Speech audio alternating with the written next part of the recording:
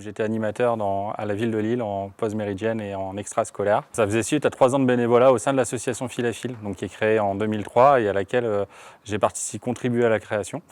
Et je suis passé salarié du coup de l'association en 2007 en tant que médiateur local sur le secteur de la filature, le territoire d'intervention de l'association.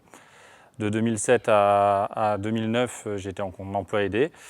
Je me suis formé en 2009-2010 avec l'obtention d'un BPGEPS, loisirs tout public, que j'ai obtenu du coup, ce qui m'a permis de modifier mon contrat et de passer sur un contrat de professionnalisation et d'être médiateur social au sein de l'association. Je suis passé en CDI en 2011 avant de devenir directeur de l'association en octobre 2016. Ce qui était intéressant à cette époque, en tout cas de création de l'association et de développement de l'association sur le territoire, c'est qu'on était sur une association qui prenait place, entre guillemets, sur ce territoire et qui tissait du lien avec des habitants qui partaient quasiment de zéro pour vivre une aventure humaine un peu spéciale. Et je pense que c'était hyper important de participer à ça et assez facilement d'y prendre goût, entre guillemets, parce qu'on était tout le temps dans la relation humaine, dans faire le lien, et c'est des choses que j'apprécie particulièrement. Souvent, les médiateurs étaient sur des réseaux de transport ou sur des grosses associations. Là, on était sur un micro-territoire avec une approche vraiment en hyper-proximité qui était assez atypique. Aujourd'hui, gérer une association, c'est comme si on gérait une entreprise. Au final, c'est la recherche au financement, etc.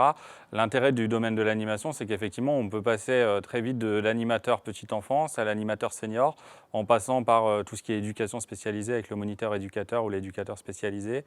Il y a de la médiation qui permet aussi de travailler sur ces mobilisation, un peu le lien avec les habitants, travailleurs sociaux en tout cas, et qui travaillent sur l'accompagnement individuel, administratif ou financier. Enfin voilà, c'est un certain nombre de compétences et le champ des possibles est large et permet du coup effectivement de passer d'un secteur à l'autre assez facilement à partir du moment où on passe un peu quand même par la case formation. Quand je rencontre des jeunes qui sont en recherche d'emploi ou en recherche de stage ou de s'insérer en tout cas dans le domaine du social, on va chercher d'abord la motivation. Je pense que c'est la clé. Moi je suis parti, je n'étais pas diplômé, j'ai raté mon bac, donc je n'avais pas de diplôme et j'ai réussi à monter progressivement au sein de la structure pour aujourd'hui la diriger. Donc je pense que l'animation est un domaine professionnel qui demande une certaine passion, un peu vers l'ouverture vers autrui, essayer de pousser les gens à devenir quelque chose.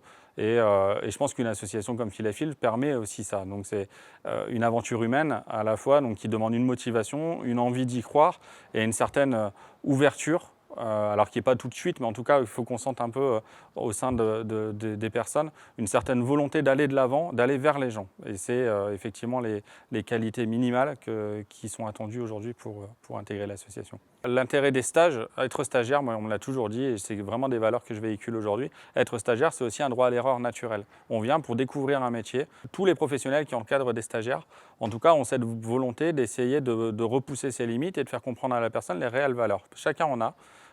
C'est important de les découvrir et de les cerner. J'ai mis personnellement des années à les trouver. Aujourd'hui, j'accompagne des jeunes qui, effectivement, à travers un stage de 1, 2, 3 mois, voient vraiment son univers changer de fait de « Ah bah c'est vrai que j'ai fait ça, c'était pas naturel pour moi, je pensais pas que j'étais capable de faire ça ». Et aujourd'hui, des stages, du bénévolat, même parfois au sein des structures, permet de découvrir des vraies compétences qui sont enfouies, qu'on ne pense pas forcément avoir, mais qui sont réelles et qui peuvent être vraiment des atouts pour son expérience professionnelle.